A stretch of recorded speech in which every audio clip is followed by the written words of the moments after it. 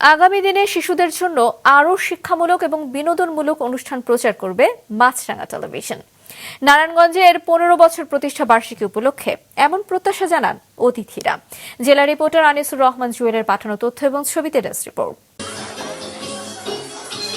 ইরানি সাজে রঙিন পোশাকে নুপুরের ঝংকার তুলছে একঝাঁক শিশু কিশোরী।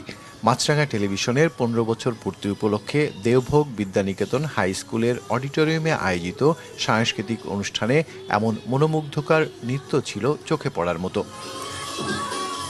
পরে শিশুদের নিয়ে কেক কাটেন আমন্ত্রিত অতিথিরা এবং অনুষ্ঠিত হয় আলোচনা সভা।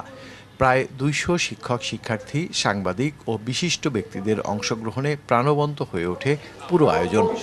আমি মাছরাঙা টেলিভিশনকে জন্মদিনের উপলক্ষে শুভেচ্ছা জানাচ্ছি। আমি মোটু পাতলু দেখি টিভিতে, আমার খুব ভালো লাগে। শিবা দেখি, শিবা খুব ভালো লাগে। আমি মাছরাঙা টিভিতে চিকু বান্টি দেখি। আমরা মাছরাঙা টেলিভিশন থেকে আরও ভালো ভালো শিশুদের অনুষ্ঠান আশা করছি। মাছরাঙা টেলিভিশনের উন্মোচন নামক প্রতিবেদনমূলক একটি অনুষ্ঠান আছে। এই অনুষ্ঠানটি আমাদের সকলের খুব পছন্দের। আগামী দিনে শিশুদের জন্য আরও শিক্ষামূলক ও বিনোদনমূলক অনুষ্ঠান প্রচারের পাশাপাশি সমাজের নানা অসঙ্গতি তুলে ধরবে মাছরাঙা টেলিভিশন, প্রত্যাশা অতিথিদের।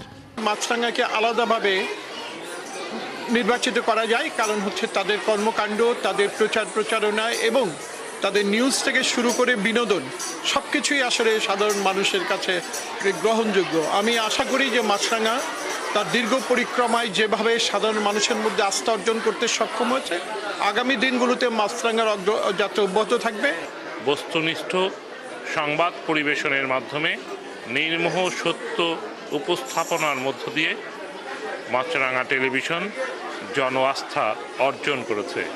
মাছরাঙা টেলিভিশনের জন্য শুভকামনা। সমাজে বিরাজমান যেই অসঙ্গতিগুলো রয়েছে তা জনগণের সামনে তুলে ধরবে।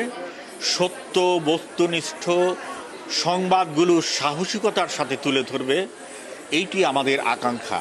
সাংবাদিক গৌতম সাহার সঞ্চালনায় অনুষ্ঠানের শুরুতেই জাতীয় সঙ্গীত পরিবেশন করে দেওভোগ বিদ্যানিকেতন হাই স্কুলের শিক্ষার্থীরা।